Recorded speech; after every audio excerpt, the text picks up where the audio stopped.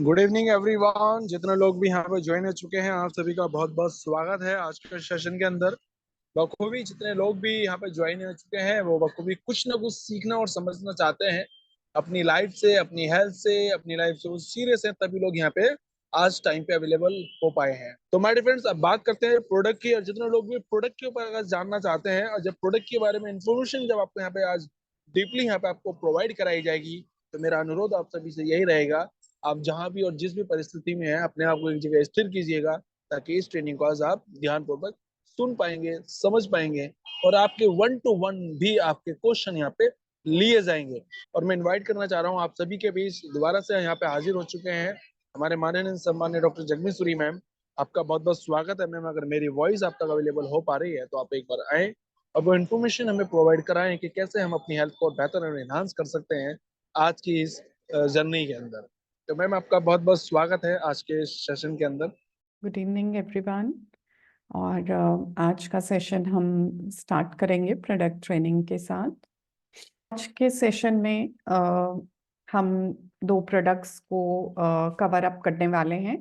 And definitely ये दोनों ही product जो हैं वो हमारे लिए बेनिफिटेड हैं, और इनके हमें हेल्थ बेनिफिट्स के बारे में अगर हम बात करें तो डेफिनेटली, जैसे मैं हमेशा कहती हूँ कि क्यारेस के जो प्रोडक्ट्स हैं वो कहीं ना कहीं पे हमें हमारी अपनी ही जो हम कह सकते हैं कि आयुर्वेदिक सिस्टम के साथ जो हमारे जो पुराना एक सिस्टम चलता आ रहा है, जो इतने सालों से हम जो अपने घर से ही कुछ चीज़ों को निकाल के और उनके साथ अपना ट्रीटमेंट करना पसंद करते हैं, तो ऐसे ही प्रोडक्ट्स जो कि प्रॉपरली रिसर्च करने के बाद ऐसी कंपोजिशंस बनाई जाती हैं जो कि आपकी हेल्थ और आपके हेल्थ सिस्टम के लिए बहुत ज़्यादा फायदेमंद है। सो ऐसे ही प्रोडक्ट को आज हम डिस्कस करेंगे। तो सबसे पहला जो हमारा प्रोडक्ट है that is garlic. So garlic मतलब लहसुन, राइट। सो अक्सर हम घरों पे ऑलमोस्ट जो फीमेल हैं वो सब जानती हैं कि अगर हम कुकिंग कर रहे हैं किसी भी टाइप का, तो उसमें हमारा जो है वो गार्लिक का इनटेक हम लोग काफी हद तक रखते हैं। और उसका कारण है क्योंकि उसमें बहुत सारी जो प्रॉपर्टीज हैं, जो हेल्थ बेनिफिट्स हैं, जो हमारे लिए बहुत इफेक्टिव हैं। देखिए, अगर हम किसी भी कुकिंग के लिए बात करें, किसी भी कंट्री, इंडिया हो गया, इंडिया से बाहर हो गया, तो हर जगह पे जो है वो हर्ब्स का इस्तेमाल किया जाता है फ्रॉम द एंशियंट टाइम, पुराने टाइम से, राइट। बट क्या है कि जैसे जैसे मॉडर्नाइजेशन हुआ, लोग जो हैं वो अपना आगे की तरफ बढ़ते जा रहे हैं, लाइफ जो है वो बहुत बिजी होने जा रही है, तो उन सब चीजों में कहीं ना कहीं घर का खाना जो है वो छुटता जा रहा है। और उन्हीं चीजों के कारण हम पैकेट फूड, पैक्ड फूड्स या बाजार से जो चीजें हमें इजीली मिल गई, हम उन्हीं चीजों को जो है वो अपनी डाइट में बहुत एक्सेस अमाउंट में इन्वॉल्व करने लग गए हैं, तो जिसके कारण जो फूड की एक न्यूट्रिशनल वैल्यू है वो कहीं ना कहीं पे कम होने लग जाती है। सो इसीलिए अगर हम अपना जो एक हम कहते हैं कि अपने किचन से जो एक न्यूट्रिशन ले पाते हैं, सो उसी चीज़ों को माइंडसेट रखते हुए क्यारेस ने हमारे लिए बहुत ही अच्छे प्रोडक्ट्स जो हैं वो प्रोवाइड किए हैं। सो गार्लिक, आपने लहसुन जो है वो अक्सर देखा होगा, बट एक स्पेसिफिक गार्लिक आता है जिसको हम जम्मू का लहसुन भी कहते हैं बेसिकली। सो डिफरेंट उसकी क्वालिटी है, डिफरेंट उसकी प्रॉपर्टीज आती हैं, और कहीं ना कहीं पे अगर आप उसको चेकआउट करें तो वो आपको बहुत सारे हेल्थ बेनिफिट प्रोवाइड करता है। तो इसमें विटामिन बी रहता है। सो विटामिन B1 है, B2 है, B3 है, B6 है, फॉलिक एसिड है, मैग्नीशियम है, और कहीं ना कहीं पे मिनरल्स भी जैसे फास्फोरस हो गया, सोडियम हो गया, जिंक, आयरन, कैल्शियम, ये सब चीजें भी गार्लिक में अपने आप में एक नेचुरल प्रोसेस में प्रेजेंट होती हैं, राइट।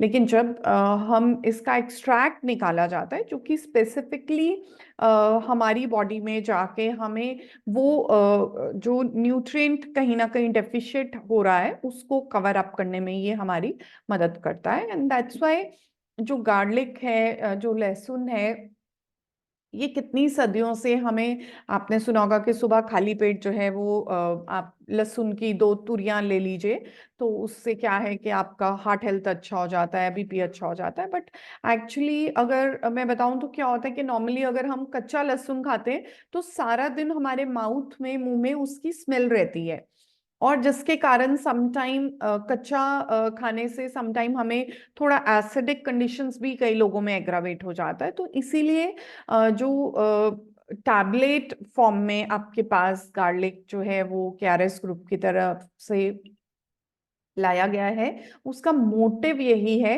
कि आप उसको मेडिसिन की तरह, या आप उसको सप्लीमेंट की तरह, या आप उसको फूड सप्लीमेंट की तरह, क्योंकि गार्लिक अपने आप में एक फूड है, और अगर हम उसको एक टैबलेट फॉर्म में कन्वर्ट कर रहे हैं तो दैट मीन्स वो एक फूड सप्लीमेंट है जो कि बॉडी की जरूरत है, रिक्वायरमेंट है। तो उस कंडीशन में आप जो है वो गार्लिक अगर लेते हैं टैबलेटेड फॉर्म में, तो डेफिनेटली आपको जो है वो माउथ में स्मेल वाली प्रॉब्लम, या कई लोगों को उससे एसिडिक कंडीशंस एग्रावेट हो जाती हैं, या बहुत ज्यादा उनको जैसे हम कहते हैं बेल्चिंग होने लग जाता है, डिकार, बड़े बड़े डिकार जो हैं वो आने लग जाते हैं, और उसके कारण उनको अनकंफर्टेबल लगता है। कई लोगों के बीच में आप बैठे हैं और आपको ऐसी बेल्चिंग रहे तो आपको भी जो है वो प्रॉब्लम फील होता है।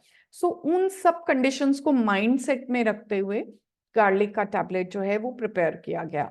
अब गार्लिक की जो प्रॉपर्टीज हैं वो हम सब जानते हैं कि जैसे कैंसरस कंडीशन में भी ये बहुत हेल्पफुल रहता है, बिकॉज इसमें एंटीऑक्सीडेंट प्रॉपर्टीज तो हैं ही हैं। जब इतने सारे वाइटामिन्स हैं और स्पेशली विटामिन बी का एक कॉम्बिनेशन आता है, देखिए अगर आप लहसुन की 2 तुरियां लेंगे तो आपको शायद जो अमाउंट ऑफ न्यूट्रिएंट है विटामिन्स का वो बहुत कम मिलेगा। बट जब उसको टैबलेटेड फॉर्म में कन्वर्ट किया जाता है तो क्या किया जाता है कि वो बहुत सारा, जैसे लहसुन है तो उस सारे लहसुन का ऑयल एक्सट्रैक्ट निकाला जाता है, और उसके थ्रू वो टैबलेटेड फॉर्म में उसको कन्वर्ट किया जाता है, जिसके कारण जो उसकी पोटेंसी है, जो उसकी पावर है, वो कंपैरेटिवली जो घर के 2 आप पीसेस ले रहे हैं उनसे डबल अमाउंट में आपको उसका हेल्थ बेनिफिट आता है। तभी फूड सप्लीमेंट्स जो हैं वो आजकल इतने ज्यादा कॉमन, या लोग उनके बारे में इतना सोचते हैं कि नहीं, फूड सप्लीमेंट भी बहुत जरूरत वाली चीज है। अब ठीक है, आजकल हम लोग, ये हमारे लिए नई चीजें हैं कि फूड को भी एक सप्लीमेंट फॉर्म में हम यूज करें।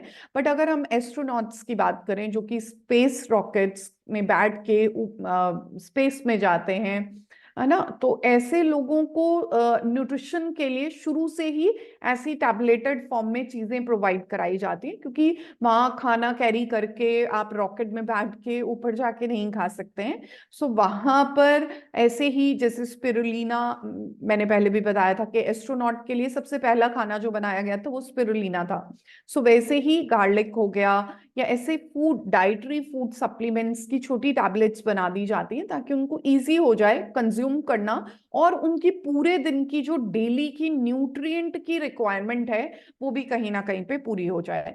अब किसी भी पेशेंट का अगर लिपिड प्रोफाइल डिस्टर्ब है, मान लीजिए कोलेस्ट्रॉल बढ़ा हुआ है, गंदा वाला फैट बॉडी में बढ़ा हुआ है, अब वो उसको कम करना चाहते हैं, तो उस कंडीशन में, और हमें पता है कि अगर कोलेस्ट्रॉल डिस्टर्ब आ रहा है, हमारा गंदा कोलेस्ट्रॉल बढ़ा हुआ है, तो मतलब हमारे हार्ट हेल्थ के लिए वो चीज अच्छी नहीं हो सकती है। अब हम अपनी हार्ट हेल्थ को अच्छा करना चाहते हैं और उसको बेटर करना चाहते हैं, सो उस कंडीशन के लिए जो है वो हम गार्लिक की टैबलेट को इस्तेमाल कर सकते हैं। और अगर हम एडवांस टेस्ट, जैसे हमारे पास पेशेंट्स आते हैं तो हम कहते हैं ठीक है आपने लिपिड प्रोफाइल कराया है, लेकिन हम पहले ही जानना चाहते हैं कि आने वाले वक्त में कहीं उस पेशेंट को हार्ट से रिलेटेड प्रॉब्लम तो नहीं हो सकती। तो उस कंडीशन में हम क्या करते हैं कि हम पेशेंट को जो है वो होमोसिस्टीन लेवल्स को चेकआउट कराने के लिए बताते हैं, और वहां से हमें कंफर्मेशन मिल जाती है कि अगर उसके लेवल्स बढ़े हुए हैं तो दैट मीन्स कहीं ना कहीं पे आपकी हार्ट हेल्थ इम्पैक्टेड हो रही है। सो उन लेवल्स को, होमोसिस्टीन लेवल्स को डाउन लाने के लिए गार्लिक अपने आप में एक बहुत ही अच्छा प्रोडक्ट है जिसका इस्तेमाल हम कर सकते हैं, क्योंकि vitamin B3, B6 and B9 and folic acid का जब एक कॉम्बिनेशन बन जाता है तो वो हमारी हार्ट हेल्थ को कंप्लीटली सेव करता है, जिसके कारण हमारे पास गार्लिक की टैबलेट्स जो हैं अगर हम उसको कंज्यूम करते हैं तो वो हमारे लिए बहुत फायदेमंद रहती हैं। प्लस इसके अलावा एंटीवायरल प्रॉपर्टीज हैं, इसमें एंटीबैक्टीरियल प्रॉपर्टीज हैं, एंटी फंगल प्रॉपर्टीज हैं। अगर किसी भी पेशेंट को पेट में ऐसी कोई भी प्रॉब्लम है, वायरल इन्फेक्शन या बैक्टीरियल इन्फेक्शन, तो वहां पर भी गार्लिक जो है वो अपने आप में एक बहुत अच्छा प्रोडक्ट है। सो अगर हम इसकी प्रॉपर प्रॉपर्टीज के बारे में बात करें तो जैसे लिपिड लोअरिंग में ये हमारे को काफी बेनिफिट करता है। लिपिड लोअरिंग का मतलब है कि जो गंदा कोलेस्ट्रॉल है, एलडीएल लेवल्स जो हैं बॉडी में, कभी भी आप अपना कोलेस्ट्रॉल चेक कराएं तो कभी कोशिश ये ना करें कि सिर्फ ट्राइग्लिसराइड्स हमने चेक करा लिए या टोटल कोलेस्ट्रॉल हमने चेक करा लिया कि ठीक है जी वो तो ठीक आ रहा है। नहीं, वो कभी भी एक कंप्लीट पिक्चर आपको नहीं देगा।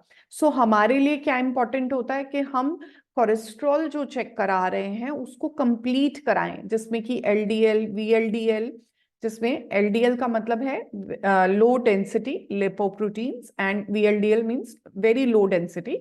मतलब ये वो चीजें हैं जिन्होंने हार्ट को ब्लॉकेज करने का कारण बनना है आगे चल के। सो अगर वो लेवल डिस्टर्ब है तो मतलब ब्लड में अगर उसका लेवल ज्यादा आ रहा है तो दैट मीन्स कि हमें कंप्लीट ओवरऑल अपनी हार्ट हेल्थ को सेव करने की जरूरत है। सो उसमें हम क्या एडवाइस करते हैं कि गुड कोलेस्ट्रॉल को बढ़ाया जाए, एचडीएल लेवल को बढ़ाया जाए। तो गार्लिक लेने से क्या है कि बुरा कोलेस्ट्रॉल कम होगा। और अच्छे कोलेस्ट्रॉल का काम क्या होता है कि ब्लड से सारा कोलेस्ट्रॉल जो कि अच्छा नहीं है उसको कैरी करता है और लिवर के पास ले जाता है। तो लिवर का काम क्या है, उसको मेटाबोलाइज करता है, उसको सही तरीके से यूटिलाइज करता है एंड देन बॉडी से मेटाबोलाइज करके वॉश आउट करने में हेल्प आउट करता है। तो अगर ये प्रोसेस कहीं पे भी डिस्टर्ब होगा तो उस कंडीशन में क्या होगा कि धीरे धीरे जो हमारी ब्लड की जो वेसल्स हैं, जो हमारी खून की, हम कह सकते हैं कि जो हमारी नसें हैं खून वाली, तो उनमें कहीं ना कहीं पे नारोइंग होने लग जाती है, मतलब वो सिकुड़ने लग जाती है, छोटी होने लग जाती है। क्यों? क्योंकि आसपास पूरा क्या है, चर्बी, गंदी वाली चर्बी जमा हो रही है। अच्छा कोलेस्ट्रॉल हम ले नहीं पा रहे डाइट में, तो उससे क्या है कि वो वहां से निकलेगा नहीं, लिवर तक जाएगा नहीं और वहीं पे जमा होने लग जाएगा। और जब आप डॉक्टर के पास जाते हैं तो आपको पता चलता है डॉक्टर कह रहे हैं जी स्टंट डालना पड़ेगा, यहाँ भाई ओपन सर्जरी करनी पड़ेगी। क्योंकि अगर मेजर आर्टरी ब्लॉकेज आता है तो 100% उस केस में क्या करना चाहिए हमें, डेफिनेटली उसमें तो फिर डॉक्टर्स जो हैं, क्योंकि मेन आर्टरी अगर ब्लॉक हो गई हार्ट की तो हमें कहीं ना कहीं पे हार्ट अटैक हो सकता है। तो उन सब कंडीशन से बचने के लिए गार्लिक अपने आप में एक बहुत ही अच्छा प्रोडक्ट है। प्लस ये ब्लड को थिनिंग करने में, मतलब जिन लोगों का खून बहुत गाढ़ा हो जाता है, गाढ़ा क्यों हो जाता है, क्योंकि उसमें गंदे कोलेस्ट्रॉल की क्वांटिटी बहुत बढ़ रही है। अब वो कोलेस्ट्रॉल की क्वांटिटी को रिड्यूस करने के लिए, ब्लड को थिनिंग देने के लिए, पतला करने के लिए जो है वो हम गार्लिक का इस्तेमाल कर सकते हैं। Then gastric condition, reduce gastric, मतलब अगर हम इसको कंज्यूम करते हैं तो जिन लोगों को भी बहुत ज्यादा पेट में गैस बनती है और जिसके कारण वो बहुत डिस्टर्ब रहते हैं, तो उन कंडीशन को भी ये सेटल डाउन करने में हमारी मदद करता है। प्लस पुराने टाइम में बच्चों की जब थोड़ी चेस्ट में कंजेशन हो जाता था तो जो नानी दादियां होती थी वो क्या करती थी, घी में लहसुन की तुरी को हम कहते थे जला के, मतलब घी में उसको थोड़ा सा गर्म करके अच्छा तेज, और वो जो तेल निकलता था, वो जो उसका ऑयल एक्सट्रैक्ट उसमें आ जाता था घी के अंदर, उसको वो बच्चे की चेस्ट के अराउंड, उसके गले के अराउंड लगाया जाता था रात को, सो दैट कि बच्चे के जो चेस्ट एरिया में कंजेशन आ रहा है, जो रुकावट आ रही है, तो वो सब चीजों में उसको बेटरमेंट आती है। आई डोंट नो आप इस चीज के बारे में जानते हैं कि नहीं जानते, बट इस टॉपिक से मुझे लगा कि मुझे बताना चाहिए। कई लोगों को गैस्ट्रिक इशू के कारण भी कफ की प्रॉब्लम होती है, जिसको हम कहते हैं कि जो हमारा डायफ्राम है, मतलब जो ऊपर हमारी लंग का एरिया है और जो हमारा पेट का एरिया है, इसके बीच में एक पतली सी झिल्ली होती है। और वो जो झिल्ली होती है वो दोनों पोर्शंस को, हमारी चेस्ट एरिया को और हमारे एब्डोमेन एरिया को आपस में सेपरेट करती है। स्पेशली उन लोगों में जिनका वजन ज्यादा होता है, तो उस कंडीशन में जो चेस्ट का एरिया है वो छोटा हो जाता है, और पेट ज्यादा होने के कारण जो हमारा डायफ्राम है, जो पतली सी झिल्ली है, उसमें कहीं ना कहीं पे प्रोट्रूजन स्टार्ट हो जाती है, जिसके कारण लोगों को हाइटस हर्निया जैसी प्रॉब्लम हो जाती है, जो कि एक सर्जिकल प्रोसीजर बन जाता है। सो ऐसी कंडीशन ना बने, अगर हम उसको पहले ही कंट्रोल कर लें, तो वहां पर गार्लिक बहुत अच्छा काम कर सकता है। और इसका कारण यही है कि बिकॉज ये हमारे सारे स्टमक में रिलेटेड जितने गैस्ट्रिक इश्यूज हैं उनको सेटल डाउन करने में मदद करेगा, गंदे कोलेस्ट्रॉल को बॉडी से क्लीन आउट करने में मदद कर रहा है। तो डेफिनेटली आप समझ सकते हैं कि उसमें हमें कहीं ना कहीं पे हेल्थ बेनिफिट फील होते हैं। सो ये हमारे गार्लिक के बेनिफिट्स थे। अब हम बात करते हैं अस्थमा के लिए। सो अस्थमा का, जैसे कि ये अप्रैल में जब कटाई शुरू होती है, फसलों की कटाई, तो उस टाइम ड्यूरेशन में क्या होता है कि हे फीवर बहुत कॉमन हो जाता है। हे फीवर का मतलब है कि जब कटाई हो रही है, और कटाई होने से जो पूरा ड्राई एरिया जो कि बचता है वीट को एक्सट्रैक्ट करने के बाद, मतलब गेहूं को निकालने के बाद उसका जो छिलका है जिसको जलाया जाता है, तो वो कई लोगों को एलर्जी कॉज करता है, जिसके कारण लोगों को सांस में लेने में दिक्कत भी महसूस होती है। सो वहाँ जो ये प्रॉब्लम आती है जहाँ पर कि कोई भी एक्सटर्नल स्टिमुलाई, मतलब बाहर से कोई ऐसी चीज जो अंदर जाके हमारी चेस्ट को कहीं ना कहीं पे प्रॉब्लम क्रिएट करे। और ये एक ऐसी प्रॉब्लम है अस्थमा कि ये नहीं है कि मुझे अस्थमा है तो मेरे साथ आप बैठेंगे मैं खांसी करूंगी या मुझे कुछ प्रॉब्लम होगा तो वो इन्फेक्शन आपको भी कैरी होगा, नहीं, ऐसा नहीं है।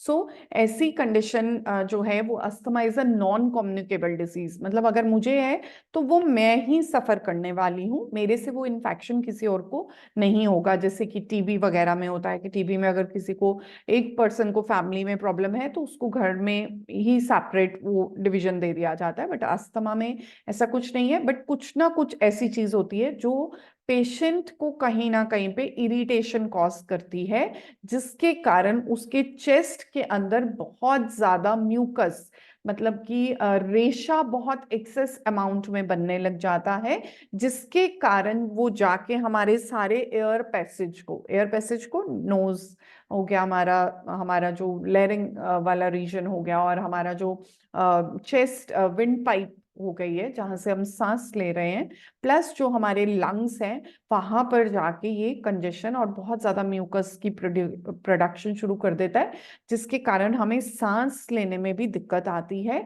और कहीं ना कहीं पे हमारे एयरवेज लॉन्ग टर्म में जब ये प्रॉब्लम को फेस करते हैं, तो धीरे धीरे अगर वो इरिटेंट बार बार हमें प्रॉब्लम करता है, तो पेशेंट जो है उसको प्रॉब्लम आने लग जाती है, और परमानेंटली उसके लंग्स जो है वो डैमेज हो जाते हैं। और ऐसी कंडीशन जो है वो धीरे धीरे, it is a chronic disease, ये नहीं है आज मुझे एलर्जी हो कल मुझे अस्थमा हो जाएगा, no, it's not a instant disease के अभी हुआ प्रॉब्लम और अभी आपको हो गया। It's a chronic problem. Chronic मतलब धीरे धीरे, पहले एक आधा साल में आपको चेस्ट का इन्फेक्शन हुआ, आपने ध्यान नहीं दिया क्यों हो रहा है, किस लिए हो रहा है, तो ऐसी सब कंडीशंस को कवर अप करने के लिए जो है अस्थमा जैसी प्रॉब्लम के लिए डेफिनेटली हमारे पास अच्छा एक प्रोडक्ट है जिसको हम यूज कर सकते हैं। सो अब हम पहले जान लेते हैं कि क्या कारण क्या हैं अस्थमा होने के। सो अस्थमा होने के बहुत सारे कारण हैं, समटाइम कुछ दवाइयां हैं, समटाइम कुछ खाने की चीजें हैं, समटाइम हमारे जीन में प्रॉब्लम आ जाता है। जैसे कल मेरे पास एक हेल्पलाइन नंबर पे एक रिपोर्ट्स आई थी, तो उनकी पूरी रिपोर्ट स्टडी करने के बाद मुझे पता चला कि उस पेशेंट को कुछ जेनेटिक प्रॉब्लम है। जेनेटिक मतलब पेरेंट्स से वो जीन्स ट्रांसफर हुए हैं, और हम जीन्स नहीं बदल सकते। हालांकि अभी लेटेस्ट टेक्निक ये भी आ गई है कि जीन में भी चेंजेस जो हैं वो कुछ अभी उस पे रिसर्च और काम चल रहा है, तो कुछ परसेंट वो चीजें अभी एक्टिवेशन में आई हैं, बट अभी वो बहुत हाई कॉस्टिंग चीजें हैं जो हम अभी एक नॉर्मल सेंस में सोच भी नहीं सकते कि वो हमें कितना कॉस्ट करेंगे। बट हाँ, आने वाले वक्त में वो सब फैसिलिटीज भी डेवलप हो जाएंगी। बट तब तक हमें अपने आप को बचाना है, तो डेफिनेटली हमारे पास बहुत अच्छे प्रोडक्ट्स हैं जिनको हम यूज कर सकते हैं। जैसे कि जेनेटिक कंडीशन मैंने बताया कि पेरेंट्स के कारण हमें प्रॉब्लम आ रहा है, ऑलरेडी हमारे जीन्स में पूरी फैमिली में वो प्रॉब्लम है और धीरे धीरे ग्रेजुअली जो है वो फर्दर आगे ट्रांसमिट होने लग रही है। तो वो सब कंडीशंस को हम अवॉइड नहीं कर सकते, लेकिन हम उस कंडीशन को डिले कर सकते हैं, थोड़ा लंबा खिंचवा सकते हैं अगर हम डाइटरी सप्लीमेंट्स को अपना एक रूटीन बना लें। तो जो प्रॉब्लम है, हो सकता है कि हमारे जीन में प्रॉब्लम है, बट वो उतनी प्रोमिनेंटली, उतनी ज्यादा मेजर कंडीशन में हमें इम्पैक्ट नहीं करेगी। धीरे धीरे अगर हम डाइटरी सप्लीमेंट्स, अपना लाइफस्टाइल अच्छा रखें, तो उन चीजों में हमें बेटरमेंट आ सकती है। देन ये मेल्स में ज्यादा कॉमन होता है अस्थमा की प्रॉब्लम जो है, और चाइल्डहुड से ही, छोटे होते से ही बच्चों को जो है वो प्रॉब्लम ट्रिगर हो सकती है। अस्थमा का एक बहुत बड़ा रीजन है बॉटल फीड। जो भी पेरेंट्स अपने बच्चों को, मतलब स्पेशली मदर्स, अपने बच्चों को जो है वो बॉटल फीड पे बहुत जल्दी डाल देती हैं, ऐसी कंडीशन में भी बच्चों को जो है वो चेस्ट रिलेटेड प्रॉब्लम्स बनती रहती हैं, और धीरे धीरे कई पेशेंट्स में जाके वो अस्थमा का भी एक फेज ले सकती हैं। देन कुछ एलर्जिक कंडीशंस में, जैसे कि मैंने बताया, कुछ फंगस हो गया, मोल्ड हो गए, जैसे हम काई वगैरह वाला कुछ ऐसा डंप एरिया में हम रहते हैं कि जहां पर बहुत ज्यादा सैलाब रहती है। ऐसे एरियाज में भी अगर हम रह रहे हैं तो कोशिश करनी चाहिए कि हमें उस एरिया को वेल वेंटिलेटेड करें, कि हमारा खूब हवादार वाला एरिया होना चाहिए, हवा की क्रॉसिंग अच्छे से होनी चाहिए, ताकि वहां पर जो भी ये मोल्ड है या जो फंगस है वो बहुत स्पीड पे ग्रो ना करे। और कोशिश होनी चाहिए कि प्रॉपर सनलाइट में जो है वो हम एक्सपोजर जरूर लें, अपनी बॉडी को भी दें।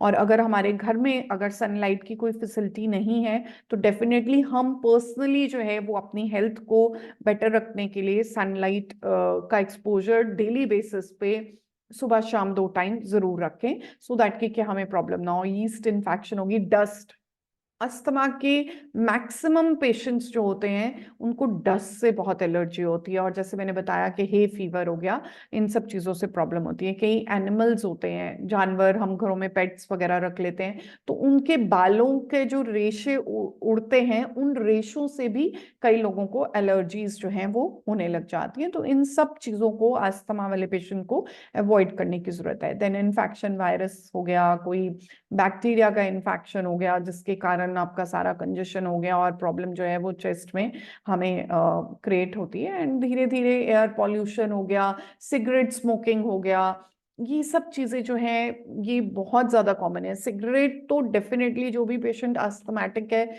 उसके लिए बिल्कुल अच्छा नहीं है, क्योंकि सिगरेट से भी हमारी जो चेस्ट है वो, उसकी जो एल्वोलाइज हैं वो सिकुड़ जाते हैं, और जिसके कारण उनमें ऑक्सीजन प्रॉपरली नहीं जा पाता, और हमें सांस जो है बहुत खींच के लेना पड़ता है, और हमारे लिए वो एक प्रॉब्लम बन जाती है। देन सीजनल डैम्प सीजन हो गया, पीनट्स, कई लोगों को खाने में मूंगफली से एलर्जी है, कई लोगों को एग से एलर्जी होती है, कई लोगों को दूध से एलर्जी होती है, कई लोगों को आटे से भी एलर्जी होती है। तो इन सब चीजों को हमें कहीं ना कहीं पे अपनी लाइफ में होल्ड करने की जरूरत है। देन ड्रग्स हो गए, पॉल्यूशन हो गया, और टबैको मैंने बताया, जैसे सिगरेट हो गया या पान सुपारी, जो लोग बहुत ज्यादा एक्सेस अमाउंट में खाते हैं, तो ऐसी कंडीशन में भी लोगों को जो है वो प्रॉब्लम होने के चांसेस अस्थमा के बढ़ जाते हैं। हम सिम्टम्स क्या हैं? बार बार खांसी होना, जब सांस ले रहे हैं तो इस तरीके की वॉइस आप इजीली सुन सकते हो अगर आप पेशेंट के साथ बैठे हो, कि ये वाला साउंड जो आता है ये बेसिकली क्यों आ रहा होता है, कहीं ना कहीं पे चेस्ट जो है वो पूरा खींच के सांस लेने की कोशिश कर रही है, बट ऑक्सीजन आपस में जो है वो इंटरचेंज नहीं हो पा रहा। देन डिफिकल्ट इन ब्रीदिंग, सांस में दिक्कत हो रही है, लेट के जो है वो पेशेंट ज्यादा प्रॉब्लम फील करता है, और उसका थोड़ा सा हेड एंड रेस करना पड़ता है ताकि वो, उसको थोड़ी ब्रीदिंग इश्यूज जो है वो कम हो। चेस्ट में पेन होगा डेफिनेटली, जब हम खींच खींच के सांस लेंगे तो हमारी सारी पसलियां जो हैं वो जकड़ने लग जाएंगी और हमें पेन महसूस होगा। इनहेलर्स का इस्तेमाल करना पड़ता है। कई बार ये होता है कि हम बहुत हाई एल्टीट्यूड्स पे चले जाते हैं कि जहाँ पर ऑक्सीजन की थोड़ी कमी हो गई, तो ऐसे पेशेंट्स को माउंटेन क्लाइंबिंग वगैरह भी जो है, मतलब पहाड़ों पे बहुत ऊंचाई पे जाना भी अवॉइड करना चाहिए, क्योंकि उनको कहीं ना कहीं पे प्रॉब्लम हो सकती है। देन नाइट कफ, रात के टाइम बहुत ज्यादा खांसी हो गई, दिक्कत हो गई, वीजिंग, छाती में से, जैसे मैंने कहा, कि आवाज आने लग जाती है, और कॉमन कोल्ड बार बार बार बार जो है वो, हम बोलेंगे जी 12 महीने ही इसका नाक वगैरह सब ब्लॉक रहता है और इसको प्रॉब्लम रहती है, तो मतलब कहीं ना कहीं पे वो पेशेंट जो है वो अंदर से वीक है। सो ट्रीटमेंट में अगर हम बात करें, मेडिकल ट्रीटमेंट में, तो इनहेलर्स जो है वो फर्स्ट स्टेप होता है। वहां से धीरे धीरे शुरू होके पेशेंट लास्टली जो है वो स्टेरॉइड्स तक पहुंच जाता है, कि पहले उनको इनहेलर दिया जाता है, नॉर्मल इनहेलर के बाद फिर उनको बोला जाता है जी आप हॉस्पिटल आ जाएं, आपको ऑक्सीजन थोड़ा टाइम लगवाना पड़ेगा। देन कुछ ब्रोंकियो डायलेटर्स वगैरह, मतलब जो हमारे सांस लेने वाली झिल्लियां हैं, उनको ये थोड़ा डायलेट कर देता है, ओपन कर देता है, जिसके कारण थोड़ा ऑक्सीजन में एक्सचेंज करने में पेशेंट को बेटर फील होता है। और जो चेस्ट के अराउंड, छाती के अराउंड एक ऐसे टाइट सी फीलिंग के जैसे किसी ने जकड़ के रखा हुआ है, वो सारी प्रॉब्लम्स में कहीं ना कहीं पेशेंट बेटर फील करता है। नेबुलाइजर्स आप जाते हैं, वो आपको लगा देते हैं ऐसे मास्क सा, और थोड़ी देर के लिए एवरी डे आपको डॉक्टर कहता है जी हाँ शाम को आप ले आइएगा और ये नेबुलाइजर लगाएंगे, जिससे पूरा स्टीमिंग का एक शॉर्ट और एडवांस प्रोसेस है। देन लास्ट जो है वो स्टेरॉइडल ट्रीटमेंट बचता है, और स्टेरॉइड्स के बाद इस चीज का कोई इलाज नहीं है, बट हमारे पास सोल्यूशन है। अगर हमें प्रॉब्लम है, और जैसे मैंने बताया कि ये बचपन से ही प्रॉब्लम शुरू हो जाती है, तो डेफिनेटली जैसे भी आपको लगता है कि बच्चा बार बार छाती से रिलेटेड प्रॉब्लम से इम्पैक्टेड हो रहा है, उसको प्रॉब्लम आ रहा है, तो उसी वक्त आपको ध्यान देने की जरूरत है। या हर साल जैसे ही सीजन चेंज होता है, बच्चे को बार बार कफ या ब्रीदिंग में इश्यूज आ रहे हैं, तो ऐसे बच्चों को उसी वक्त चेक कीजिए। प्लस जैसे मैंने कहा कि 90% कोशिश ये होनी चाहिए कि पहले 6 महीने में बच्चे को एटलीस्ट मदर मिल्क पे रखा जाए। उसको बोतल से दूध देने की जो प्रथा चल चुकी है, जो हम डॉक्टर्स हमेशा ही मना करते हैं कि मैक्सिमम मदर अपना फीड जो है वो अपने बच्चे को दे, अपना खान पान अच्छा रखे, तो अच्छे से फीड भी अच्छा आएगा, जिसके कारण बच्चे को बेनिफिट भी होगा। सो अगर हम इसका एक परमानेंट सोल्यूशन लेना चाहते हैं, तो उसमें हम रेस्पो केयर प्रोडक्ट का इस्तेमाल बिल्कुल कर सकते हैं, और ये हमारे लिए बहुत फायदेमंद है। सो इसमें जिंजर ऑफिशिनल डाला गया, जिसको कि हम अदरक कह सकते हैं, कि अदरक का जो एक्सट्रैक्ट निकलता है, सिनेमन मतलब दालचीनी है, इसमें काली मिर्च का भी एक्सट्रैक्ट जो है वो डाला गया है, तुलसी का एक्सट्रैक्ट रेस्पो केयर में डाला गया है। और रेस्पो केयर आस्थमाटिक पेशेंट के लिए ये बहुत ही अच्छा एक प्रोडक्ट है, जिसको हम इस्तेमाल कर सकते हैं। और जो पेशेंट को अगर चेस्ट रिलेटेड या सांस लेने में अगर कहीं ना कहीं पे दिक्कत आती है, तो वहां पर रेस्पो केयर प्रोडक्ट अगर दिया जाए, और अगर पेशेंट को अस्थमा है, तो रेस्पो केयर को अगर इम्यूनो पावर के साथ या इम्यूनो ड्रॉप्स के साथ ये 3 चीजों का कॉम्बिनेशन दिया जाए, तो क्या होगा कि बच्चा है इम्यूनो, आपने जो है वो काउकोलेस्ट्रम स्टार्ट कराया बच्चे का, धीरे धीरे उसका इम्यून सिस्टम एक्टिवेट होने लगा, साथ में आपने दिन में एक बार उसको इम्यून ड्रॉप्स भी दिए और रेस्पो केयर देना शुरू किया, तो डेफिनेटली जो बच्चे की लंग्स में, जो फेफड़े हैं, उनमें जो डैमेज आना है, ये रेस्पो केयर उस डैमेज को रोक सकता है, डिले कर सकता है, और आपके लिए बेनिफिट कर सकता है। सो पेन इन थ्रोट, गले में जिन लोगों को दर्द हो रही है, कंजेशन हो रहा है, छाती जाम रहती है, हर बार हो जाता है, जैसे ही सीजन चेंज होता है ये प्रॉब्लम बार बार आती है। देखिए, फिर वही बात बोलूंगी, हमेशा बोलती हूँ, जब प्रॉब्लम की शुरुआत होना, वहीं उसको पकड़ लीजिए, आगे बढ़ने मत दीजिए। और हम क्या करते हैं, जब शुरुआत होती है तो हम सोचते भी नहीं कि इसको हमें ध्यान देना है। जब वो बढ़ जाती है तो हमें लगता है कि अब हमें किसी डॉक्टर को पूछना चाहिए या किसी के पास जाके अपना ट्रीटमेंट स्टार्ट कराना चाहिए। लेकिन उसके बाद क्या होता है, जब तक हम डॉक्टर के पास पहुंचते हैं, तो सम टाइम कई लोगों के जो फेफड़े हैं वो इतने ज्यादा डैमेज हो जाते हैं कि उसमें फाइब्रोसिस हो जाता है, कि उनमें रिवाइव होने का प्रोसेस, ऑक्सीजन ना पहुंचने के कारण उतना एरिया परमानेंटली डैमेज्ड हो जाता है, खत्म हो जाता है, और जिसको यूटिलाइज नहीं किया जा सकता, जिसको यूज नहीं किया जा सकता।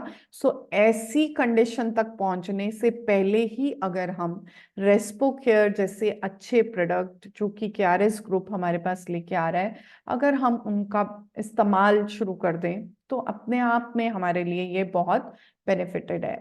कफ, जैसे मैंने कहा, खांसी बहुत फ्रीक्वेंट हो रही है, और स्पेशली चेंजिंग सीजन में बार बार आप बीमार पड़ रहे हैं, तो वहां पर आप रेस्पो केयर प्रोडक्ट का इस्तेमाल बिल्कुल करेंगे। देन रिलीफ अस्थमेटिक सिम्टम, जैसे मैंने कहा, ब्रीदिंग में, सांस लेने में दिक्कत है, खींच के सांस लेना पड़ रहा है, प्रॉब्लम आ रही है, सो उन सब चीजों में रेस्पो केयर अपने आप में एक बहुत अच्छा प्रोडक्ट है। प्लस जैसे मैंने बताया कि जो भी अस्थमा के पेशेंट्स होते हैं, तो उनको प्रॉब्लम क्या आता है कि उनकी चेस्ट में रेशा बहुत बनने लगता है, और वो रेशा खड़खड़ की आवाज भी करता है, और वो जमा हो जाता है, बाहर नहीं आ पा रहा होता। तो वहां पर रेस्पो केयर के साथ आप कफ सिरप का कॉम्बिनेशन जो है उसका इस्तेमाल कर सकते हैं। बट डेफिनेटली मैं ये बोलूंगी कि जिन लोगों को भी अस्थमा है या जिन लोगों को भी एलर्जिक रिलेटेड प्रॉब्लम है, उनके लिए रेस्पो केयर अपने आप में एक बहुत कंप्लीट और बहुत ही बेहतरीन प्रोडक्ट है। बट अगर हम इसके साथ कॉम्बिनेशन में काउ कोलेस्ट्रम या इम्यूनोड्रॉप्स को इन कॉम्बिनेशन में रखते हैं, तो क्या होगा कि जो फ्रीक्वेंसी है, मान लीजिए आज आपको लगेगा कि ठीक है, थोड़ा चेस्ट में मुझे रिलीफ है, तो आपने क्या किया, प्रोडक्ट लेना बंद कर दिया।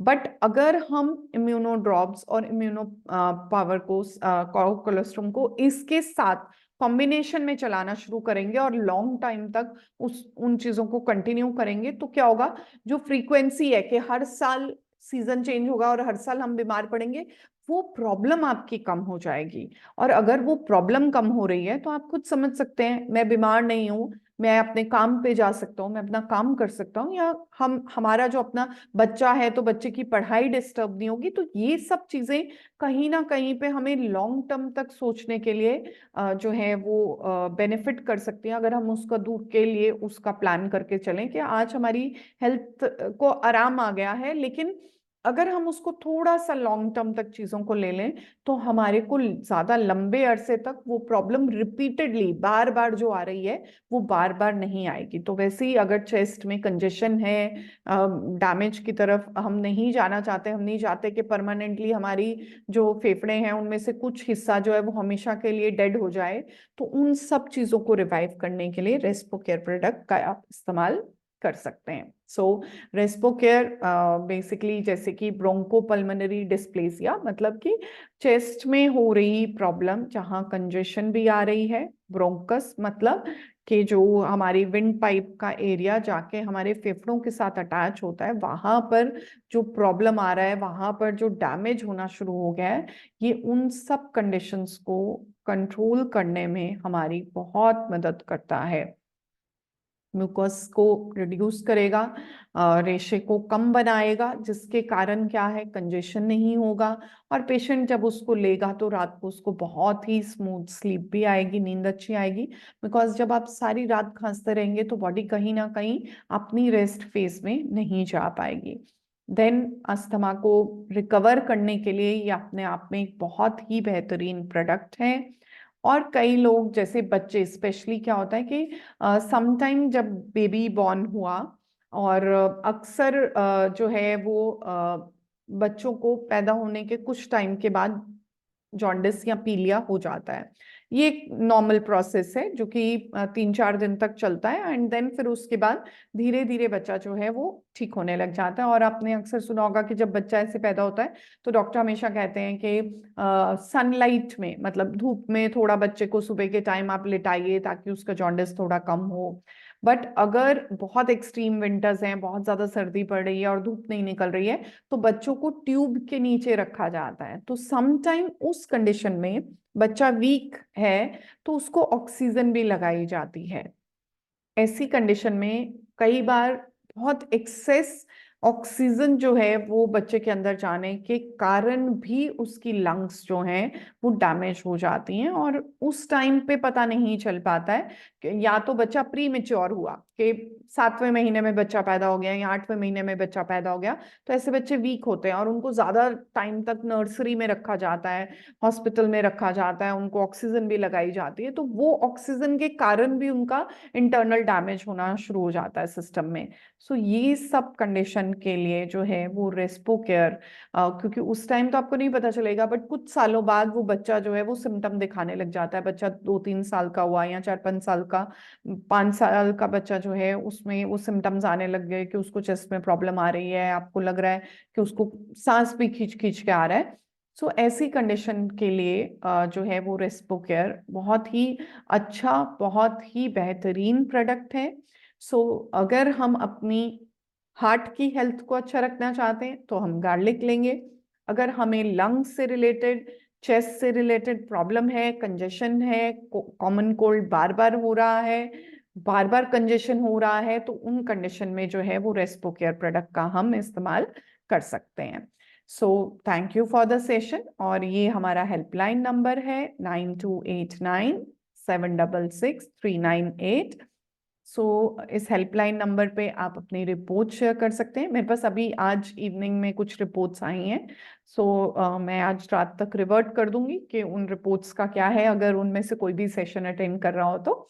सो डेफिनेटली उन सब चीज़ों के बारे में आपको अपडेट कर दिया जाएगा, बट अगर आज आपका कोई भी क्वेश्चन है तो उसको हम ले सकते हैं, और ये हेल्पलाइन नंबर को आप नोट कर लीजिए। अगर आपको लगता है कि आपके पास ये नंबर नहीं है और आप कोई भी अपनी पर्सनल रिपोर्ट प्रिसाइसली शेयर करना चाहते हैं जो आप यहाँ नहीं डिस्कस करना चाहते, तो इवन हेल्पलाइन नंबर में आप उसको शेयर कर सकते हैं। सो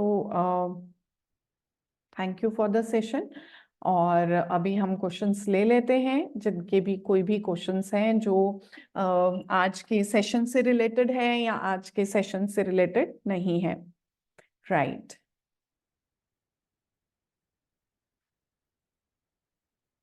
तो कुछ हैंड रेज हैं जिनको मैं देख पा रही हूँ, बट मेरी रिक्वेस्ट है कि प्लीज जो भी लोग अपने हैंड रेज करते हैं, प्लीज जब उनको अनम्यूट का एक दिया जाता है कि आप अनम्यूट कर लीजिए, तो प्लीज उसी वक्त अनम्यूट कीजिए अपने आप को।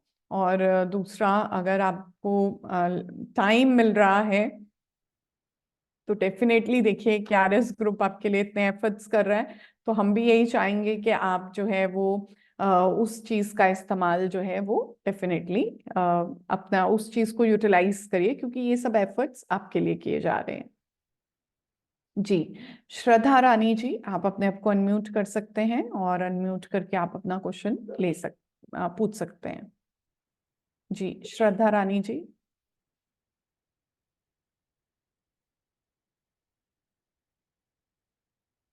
श्रद्धा रानी जी, मेरी आवाज आप तक पहुंच रही है तो आप प्लीज अपना क्वेश्चन जो है वो पूछ सकते हैं। आपको अनम्यूट कर दिया गया है। ओके, मीनवाइल में अगर किसी और का कोई क्वेश्चन है तो वो भी प्लीज अपना हैंड रेज कर सकते हैं। Good, right. सविता देवी जी, अगर आपका कोई क्वेश्चन है तो आप पूछ सकते हैं। श्रद्धा रानी जी, आप प्लीज तब तक अपना टाइम ले लीजिए, और आप जब आपको नेक्स्ट टाइम दिया जाए तो आप अपने आप को प्लीज अनम्यूट कर लीजिएगा। जी, Savita Devi ji. Good evening ma'am. हाँ जी, गुड इवनिंग जी। मैम मैं ये बोलना चाह रही थी कि मेरे ना पूरा बॉडी में पेन हो रहा है और कमर में कुछ ज्यादा ही पेन हो रहा है, तो ओके, करना पड़ेगा, मतलब कौन सा दवा ले कि अच्छा रहेगा? पूरा मतलब 3-4 दिन से बॉडी कुछ ज्यादा ही पेन कर रहा है। एक तो आप चेक कर लीजिए कहीं फीवर ना हो, क्योंकि ये थोड़ा सा सीजन वायरल का चल रहा है। तो समटाइम क्या होता है कि वायरल के कारण भी, क्योंकि आजकल का जो वायरल आ रहा है उसमें क्या है कि पहले बॉडी एक शुरू हो जाती है, शरीर टूटने लग जाता है, दर्दें होने लग जाती हैं। बट अगर ये आपको लॉन्ग टर्म से प्रॉब्लम है, क्या अक्सर ये प्रॉब्लम रहती है, तो देखिए बॉडी में अगर इतना पेन्स है तो कहीं ना कहीं बॉडी वीक है। सो कैल्शियम और विटामिनो सिरप, ये दो चीजों का आप इस्तेमाल कर सकते हैं। ये दोनों चीजें आपको हेल्प करेंगी, और अगर इन दोनों चीजों को यूज करने के बाद आपको बेनिफिट होता है तो आप इसको कंटिन्यू कीजिए, राइट। और अगर आपको लगता है कि नहीं, आपको कुछ खास इम्पैक्ट नहीं आ रहा, फिर मैं कुछ आपको ब्लड टेस्ट जो है वो एडवाइस करूंगी। बट उसके लिए आप हेल्पलाइन नंबर नोट कर चुके होंगे, तो आप अपना हेल्पलाइन नंबर के अंदर वो क्वेरी अपनी छोड़ दीजिएगा, तो डेफिनेटली फिर मैं आपको ब्लड टेस्ट लिख के भेज दूंगी। ठीक है सविता जी? जी, थैंक वेलकम। कोई और है जिनका क्वेश्चन है? राइट, अमर, अमर जी, राइट, अमर सुंदी, ओके, अमर सुंदी जी। जी, हाँ जी अमर जी। मेरा प्रॉब्लम ये है कि मिर्चा लहसुन प्याज को इसमें डालने से पसीने पसीने आपका ना वॉइस बहुत ब्रेक हो रहा है और बहुत डिस्टरबेंस आ रहा है, तो थोड़ा सा आप जो है वो वाईफाई के एरिया में या थोड़ा सा नेटवर्क अच्छे वाले एरिया में आके अपना क्वेश्चन पूछ लीजिए, ताकि आपको फायदा हो सके। जी, अमर सुंदी जी बताइए। जी मैम। हाँ जी, जी जी बोलिए। मेरा प्रॉब्लम ये है कि मिर्चा और लहसुन प्याज का स्मेल आने से पूरा पसीना पसीना हो जाता है शरीर में। ओके, मिर्ची से और लहसुन से, तो जी मैम। दैट मीन्स इसके अलावा कोई और प्रॉब्लम आता है आपको? No ma'am. राइट। सो देखिए कहीं ना कहीं पे जो ये इम्पैक्ट आ रहा है, मतलब कि वो आपकी बॉडी को वो चीजें जो है, वो आपकी बॉडी का जो मेटाबॉलिक रेट है या जो प्रोसेस है उसको कहीं ना कहीं बूस्ट कर देती है, बहुत बढ़ा देती है। तो उस कंडीशन में आपको थोड़ी ठंडी चीजों को लेने की आवश्यकता है, जैसे कि एलो आंवला का जो हमारा जूस है, आप उसको रेगुलर यूज करिए।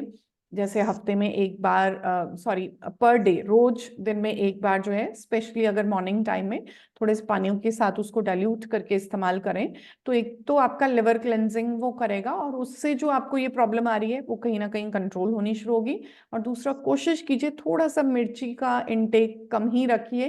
रीजन बीइंग बिकॉज क्या है, बहुत एक्सेस अमाउंट में जब हम मिर्ची ले लेते हैं तो उससे हमारा जो इंटरनल सिस्टम है वो सेंसिटिव है, जैसे आपके केस में, तो वो भी डैमेज हो सकता है। बट जब आप एलो आंवला का इनटेक स्टार्ट करेंगे तो ग्रेजुअली धीरे धीरे वो चीजें आपकी बॉडी में कस्टम मतलब सेटल डाउन होने लग जाएंगी। तो आप एलो आंवला का इस्तेमाल करिए। जी ma'am, thank you ma'am. Welcome जी। सो इसके अलावा राइट, सीता, सीता बोबगना, ओके। सीता जी, आपका कोई भी क्वेश्चन है तो प्लीज आप अपने आप को अनम्यूट कर लीजिए। राइट, सीता जी, जी जी बिल्कुल। Good evening ma'am. हाँ जी, गुड इवनिंग जी।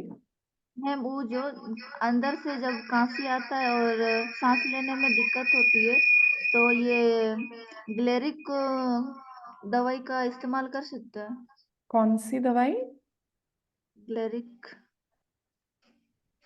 मैं समझ नहीं पा रही हूँ। अभी हमने बताया कि अगर सांस लेने में दिक्कत आ रही है या फिर हमें प्रॉब्लम आ रही है, तो हम रेस्पो केयर प्रोडक्ट का इस्तेमाल कर सकते हैं, राइट। जो आज हमने प्रोडक्ट दिखाया रेस्पो केयर, उसका आप इस्तेमाल कर सकते हैं। खांसी भी आती है बहुत ज्यादा अमाउंट में, तो आप कफ सिरप का भी इस्तेमाल साथ में कर सकते हैं। तो ये दो प्रोडक्ट हैं जिनका आप इस्तेमाल कर सकते हैं। जी मैम। हाँ जी, थैंक यू मैम। वेलकम जी। राइट, श्रद्धा रानी जी, आपका क्वेश्चन आई थिंक आपने पहले नहीं पूछा था, तो आप पूछ सकते हैं अगर आपका कोई क्वेरी है तो। हेलो हाँ जी, हाँ जी श्रद्धा जी। मैडम, मेरे स्किन एलर्जी है, मेरे फेस पे भी हो रहा है। वो जैसे लकीर नहीं गिरते गोल गोल, तो साइड में वो निशान सा पड़ता, रेड रेड चला आता, दाने दाने होते, खारिश करते, दाने धब्बड़ धब्बड़ हो जाते मेरे। ऐसा क्यों हो रहा है? मेरा आगे भी पीछे भी बैक हो रहा है, बहुत ड्राई भी हो रहा है साथ। मैं बहुत राइट। परेशान हूँ मैडम। देखिए श्रद्धा जी, जहां तक आप बता रहे हैं कि अगर वो सर्कल में आ रहा है तो हाँ ये जी। रिंग वॉर्म इन्फेक्शन भी हो सकती है, जिसको हम रिंग वॉर्म कहते हैं। मतलब हाँ पेट जी। में एक कीड़ा आ जाता है, जिसके कारण वो पूरी बॉडी में जब अपनी इन्फेक्शन को फैलाता है तो उसके कारण ये सारे रिंग्स आने लग जाते हैं फेस के ऊपर। राइट, तो उसमें हम रक्त शोधक प्रोडक्ट का इस्तेमाल कर सकते हैं, पहली हाँ जी। चीज। दूसरी चीज ये है, क्योंकि वो इन्फेक्शन आपको बार बार हो रही है, तो थोड़ा सा आपको अपने खाने पीने का भी ध्यान देना पड़ेगा, सो दैट कि इन्फेक्शन आपको फ्रीक्वेंटली ना हो। तो उसके लिए आप सी बकथ्रॉन जो प्रोडक्ट है उसका इस्तेमाल भी कर सकते हैं। सो ये दो प्रोडक्ट का आप इस्तेमाल करेंगे, राइट, जिसके कारण आपको फायदा होगा। एंड डेफिनेटली मैं ये कहना चाहूंगी कि अगर आप हेल्पलाइन में अपना वो जो मार्क आ रहा है उसका एक फोटो क्लिक करके भेज सकें तो और स्पेसिफिकली आपको बताया जा सकता है कि हाँ ये भी प्रोडक्ट आप पे काम करेगा। बट जैसे मैंने आपको बताया कि ये दो प्रोडक्ट हैं, पहला है रक्त शोधक जिसको हम इस्तेमाल करेंगे, और दूसरा है सी बकथ्रॉन।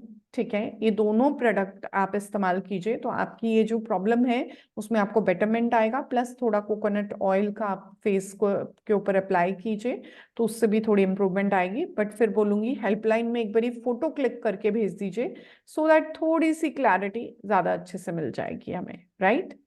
हाँ जी मैडम, मैंने भेजी थी आपको। हाँ, आप एक बारी रीसेंड कर दीजिए। सम टाइम होता है कि अगर आपने भेजा था तो आपको रिप्लाई भी आया होगा कि आपको कौन से प्रोडक्ट यूज करने हैं। हाँ जी मैम, खा रही तब भी फर्क नहीं पड़ रहा मुझे। मैं बहुत आप परेशान हूँ, रात रात नींद नहीं आती मेरे को। कोई बात नहीं, आप एक बारी मुझे दोबारा भेजिए। और आपको शायद अभी फिर ज्यादा वक्त नहीं हुआ मेडिसिन अभी सप्लीमेंट को स्टार्ट किए हुए, तो थोड़ा सा टाइम दीजिए, क्योंकि जो इन्फेक्शन अभी आके इतनी हो गई है कि वो स्किन के ऊपर आ रही है, तो उसको जाने में थोड़ा सा वक्त दीजिए। स्टिल आप एक बारी रीसेंड कीजिए, मैं उसको रीचेक कर लेती हूँ, कुछ और ऐड ऑन करना है तो वो आपको एडवाइस कर देंगे, राइट। मैम अननोन जगह पे है तो वो मैं कैसे आपको क्लिक करके दे मैम सकती हूँ? अगर फेस के ऊपर है, बैक पे आप हाँ बता जी। रहे हैं, तो थोड़ा सा उसको आप क्लिक करके भेज सकते हैं। कोई जरूरी तो नहीं है कि पूरी बॉडी का ही भेजना है, बट एक भी हम्म, एरिया जो कि बाहर है, एक्सपोज्ड है, वहां से तो हम भेज सकते हैं फोटो, राइट। ठीक है मैम। ठीक है ठीक। मैडम। धीरे धीरे वो बड़ा बड़ा होता जा रहा है, फेस पे तभी खारिश तभी होती है हाँ, तो तो बड़ी फेस पे होती है। आप कह रहे हैं तो फेस पे फोटो क्लिक करके भेज दीजिए आप, ठीक है राइट। मैडम, मैं भेजूंगी। Okay, thank you ma'am. Right, so I think अभी सबके क्वेश्चंस पूरे हो चुके हैं।